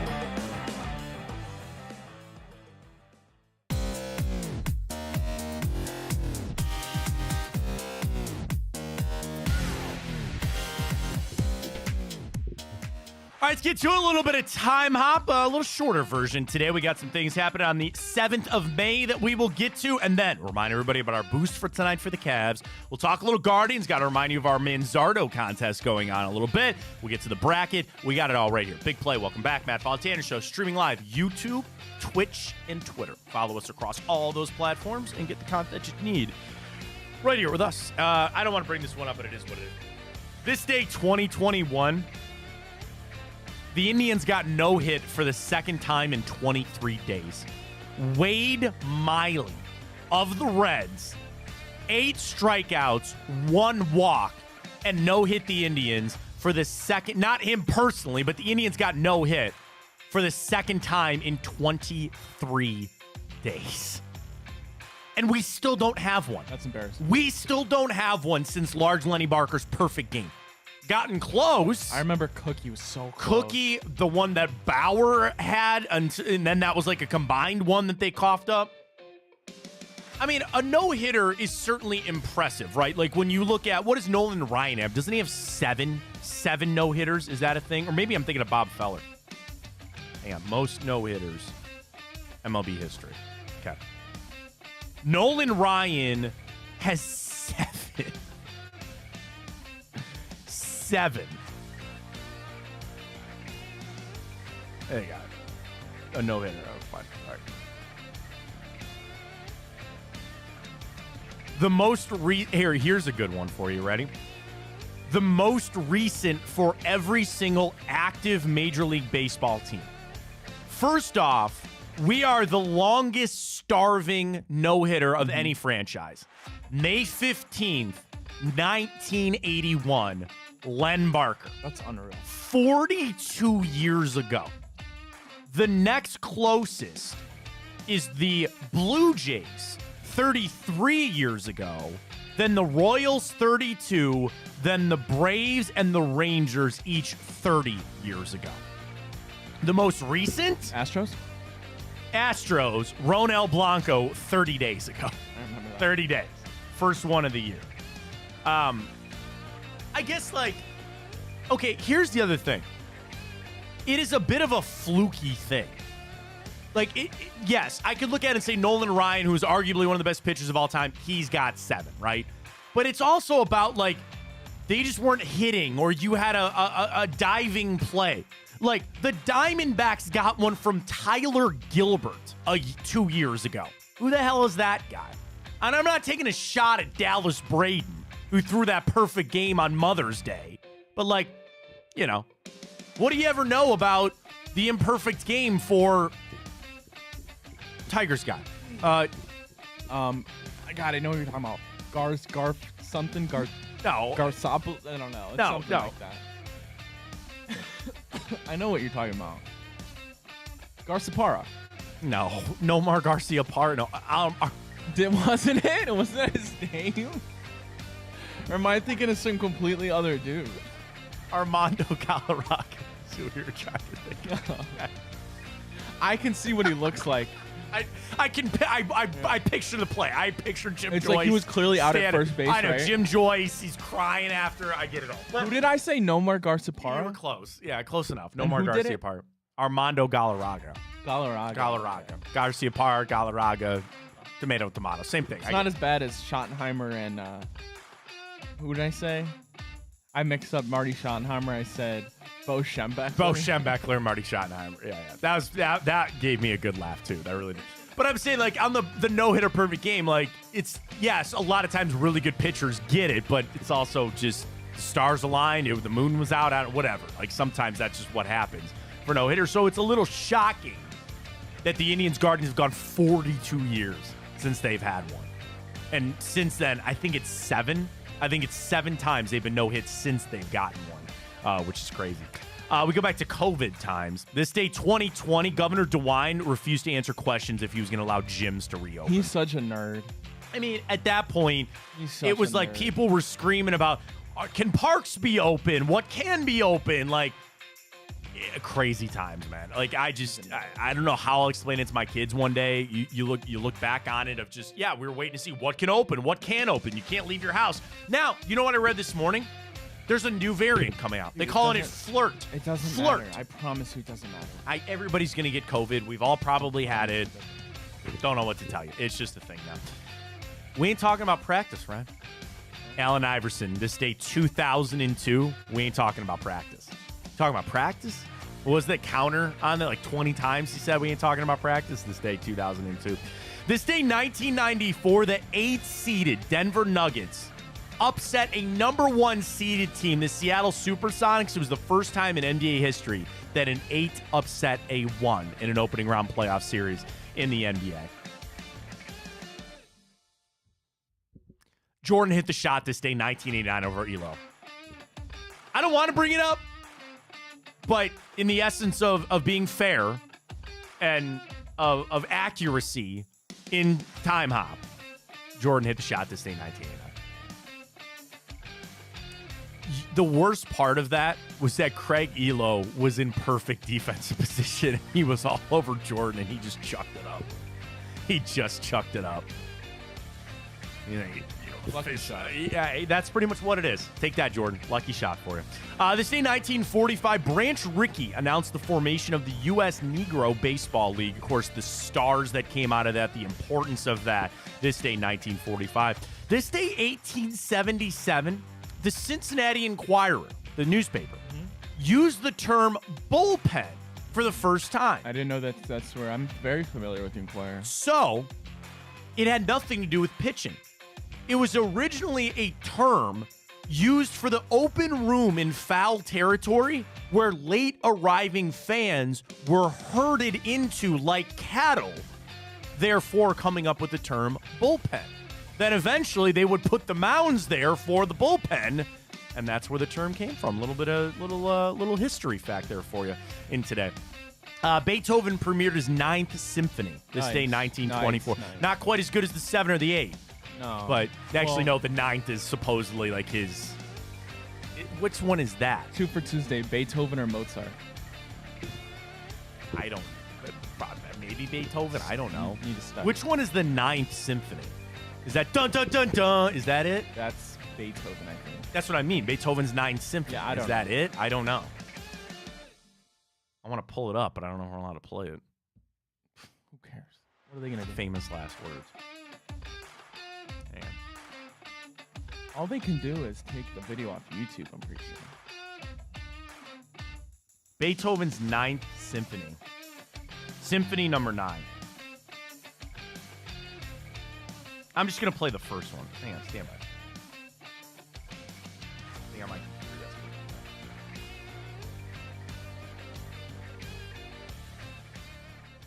Don't know that one.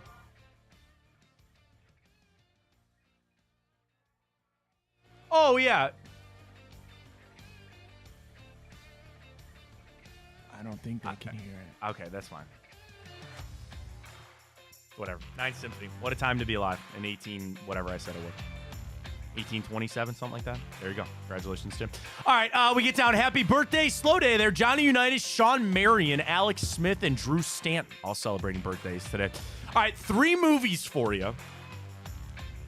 Kind of off the beaten path on a couple. We'll see how you do. All right, we start this day, 2004. Wolverine and oh man, what is she known for? 2004? 2004. Gosh. And Celine from the Underworld series take on Dracula. Nothing? You ever seen Van Helsing? No. No. It's Hugh Jackman, it's Kate Beckinsale, and it's a take on Dracula. Like Van Helsing was supposedly like the doctor that took, went after Dracula, like all that kind of stuff. It's really not good. It's really not good. It's bad. But it's got Frankenstein, it's got werewolves, it's got Dracula. I guess if you're really bored, Kate Beckinsale's really hot in it. So if you got that, that's what it is. Van Helsing, this day, 2004. All right, we go back. This day, 1999.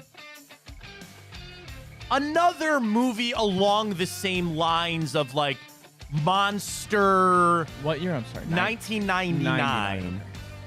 The main actor in this film was at the height of his career when he made this. He had a giant downturn in his career, and now he's back, not on top, but a lot of people are bringing him up as he's getting back into acting. He did the Whale movie, Brendan Fraser. Brendan Fraser. The Mummy. The Mummy is correct. The Mummy is correct. Second one, not bad. Scorpion King, ass. And then the rest of them just sucked. And then Tom Cruise's remake was just trash, too. But the original Mummy, really good. I think it holds up. This day, 1999. And then we go back, a film this day, 1997. This is a science fiction film that at the time was the most expensive European movie ever made.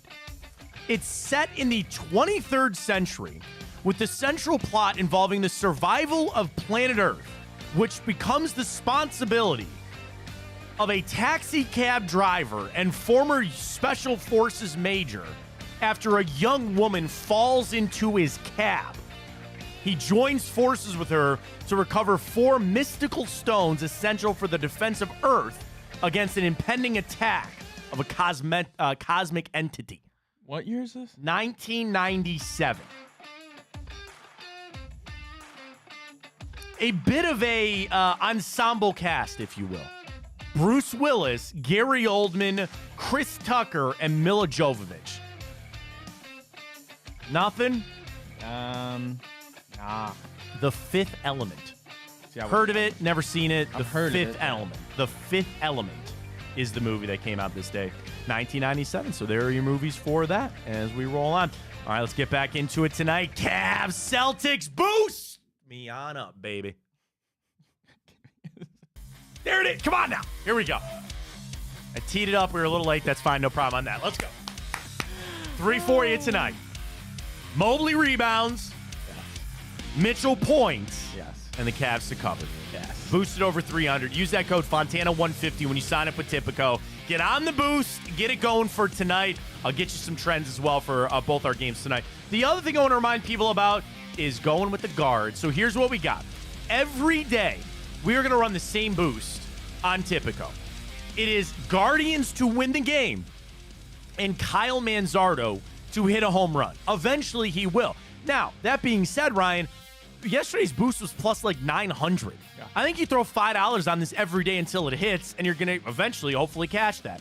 That being said, we are also going to give away a pair of tickets to go watch the Cleveland baseball team to one of the people that bet with us on Tipico on that bet. So this is going to be rolling for days. We might actually have a lot of people that get signed up for this. So again, go to Tipico, use the code Fontana150 for new customers. You deposit $150 and you will get 2 $75 protected bets that you can place to get your cashback rewards. You can get that money to use on the NBA playoffs, go with the guards, whatever you'd like. Terms and conditions apply, new customers only. And if you have a gambling problem, please call 1-800-GAMBLER. So with that, we're going to do this every day until it eventually happens. So, and then we'll give away a pair of tickets to go check out the Cleveland baseball team. So we'll do that with our friends at Tipico. You ready to go for tonight? So a big 11.5-point spread here for the Cavs. I start with the wine and gold. They are only 1-4 against the spread their last 5 games, but they are 5-2 against the spread their last 7 games against the Celtics. They are only 7-13 straight up in their last 20 games at the TD Garden. They are 0-6 their last 6 games on the road. Cavs are 1-9 straight up in their last 10 on the road against Boston. You flip it over for the Celtics, 4-1 against the spread their last 5, 6-1 straight up, 17-2 straight up in their last 19 games at home. And again, they've owned the Cavs there as well. Boston is 5-1-1 against the spread their last 6 games when they play as the favorite. I think 11's too much. I'm betting with my heart, which you're not supposed to do. But I will take the Cavs plus that 11. Late game tonight, 3.5 on the side of the Oklahoma City Thunder. By the way, how do the Nuggets and the Timberwolves have 2 games in before the Mavericks and Thunder even tip off? A little weird. I thought about that. A little weird. This is Dallas taking on Oklahoma City. This is at Paycom Center there for Oklahoma City, a home game for them. And the Thunder are a 3.5-point home favorite. Let's get into some trends. Dallas, 4-1 against the spread their last 5 games. 4-1 straight up in their last 5. But they don't play Oklahoma City that well. Dallas is just 2-6 against the spread their last 10 games against Oklahoma City and 1-4 straight up in their last 5 against OKC. You flip it over for the Thunder. They come in 7-1 against the spread their last 8 games. Are they really riding a 9-game win streak? I guess they must be. Yeah. And they are 7-0 straight up in their last 7 games at home. Oklahoma City 4-1 against the spread their last 5 games when they play as the favorite. I think if it was any more, I would slam Dallas. But I'm going to take OKC to cover here. What do you think? I don't mind the Dallas pick. I really do not mind the Dallas pick. Like, I want to imagine Luka's going to go in there and show them young boys what's good. And Kyrie should too, but then at the same time, I just feel like OKC is so much energy. I keep selling them short. I keep selling them short too. That's a tough one. I'm going to go OKC. If this was 5, and you can even alt it if you want to 5, then maybe I'm taking Dallas. I'll go OKC with you. I'll go OKC. So we'll ride Cavs with our heart, and then we'll ride OKC to cover there. That's our 2 games in action tonight. Get bet with our friends at Tipico. Ryan, our bracket of the week in honor of opening weekend at Cedar Point. Your favorite ride. We've got 16. Please let everybody know groups 1 and 2 for tonight. Already Group 1, led by, of course, the Millennium Force, Valraven, Windseeker, and the Cadillac cars. That was mine. That's my wife's favorite ride there. And in Group 2, Dragster. I'm only including the first one because there's only so many select few that have been on Dragster 2. Oh, yeah. I mean, it's all encompassing. Yeah. Dragster 1 and 2. That's Raptor, fine. Gemini, and Blue Streak. Those Raptor gets my vote there. I purposely put Raptor in Group 2 because I know you're a big fan of it. And I think if any of the 1 seeds are going to get upset, it should be Dragster. Sure. Other ones, Maverick, Gatekeeper. Rougarou, Power Tower. That's tough for me. I like Rougarou. Group 4, Steel Vengeance, Magnum, Iron Dragon, Corkscrew. Like a lot of the 1 seeds there. But I'll go with Raptor. I'll probably go Raptor. We didn't get a lot of like the other ones. See, like, I'll go. I have to go Millennium. Oh yeah, nobody's upset at Millennium. Millennium's got it's so great because it's not only Gemini. the height. I vote Gemini over what? Dragster because I think it's overrated. Oh sure, yeah. And Raptor, I'm just not that. I know you and I differ on Raptor. The thing that's so great about Millennium is you obviously get the hill, which at one point was the tallest, but there's some length to that ride. You're actually on the ride, and you go around and it's fast. Maverick, it's just this. Yeah. It's just so much up and down. I'd like that speed. It's like whether you get the straight line speed or a lot of the herky. I like that. Then you go underneath and you get the jet out. You go over the water. Steel Vengeance is one I don't remember enough because Steel Vengeance. Dude, it's so good. Oh, it's great. I love it, but I can't remember all the hills because what was it prior? What was the name of it prior? It was oh gosh. I can't remember the name. It used to be. As soon as you say it. I know. Mean Streak. Mean Streak. That's what it was. Dude, Mean Streak was brutal. That was a tough ride. I didn't know this. Steel Vengeance is the first, according to cedarpoint.com, Steel Vengeance is the world's first and only hyper hybrid. Yeah. Whether I'm assuming what they mean is it's a wooden coaster with a metal track, right? I'm assuming that's what they mean with hyper hybrid. It's a fun ride. It just beats me up a little bit. Beats me up a little bit just about, just on my legs. Yeah, the Mean Streak. Mean Streak opened in 1991 at the time as the tallest wooden coaster in the world with the longest drop height. After more than 25 years of operation, Cedar Point closed Mean Streak on September 16, 2016, casting doubt and uncertainty about its future. Over time, the park dropped subtle hints about the possible track conversion, which was officially confirmed in August of 2017, and it was marketed as the world's first hybrid hyper coaster, a wooden and steel roller coaster of at least 200 feet in height, and reemerged as what they call as Steel Vengeance. That's a 200-foot drop. What's the best roller coaster you've ever been on? Doesn't even have to be Cedar Point. I mean, Cedar Point leans. So the only other places I've been, Universal, and then when I was growing up, the first roller coaster I ever went on was the Beast in Kings Island. And Kings Island is fun. It's a lot of fun down there. There's something about the Beast that it has some sort of distinction. Okay. Designed and manufactured, the ride opened as the tallest, fastest, and longest wooden roller coaster in the world when it opened in 1979. Obviously, I'm sure that's been passed since. Oh, no. Okay, no. To this day, the Beast is still the longest wooden roller coaster in the world. It spans 35 acres of hilly terrain over 7,300 feet. What Six Flags is it in? It's at Kings Island. Or Kings Island. Cincinnati. See, dude, I passed that all the time, and I never went. You never went? No. Dude, Kings Island's None fun. of my friends were real big. Kings Island is pretty good. Coaster. Now, I'm pretty sure they're all owned by the same thing now. I think Cedar Fair owns Cedar Point and Kings Island now.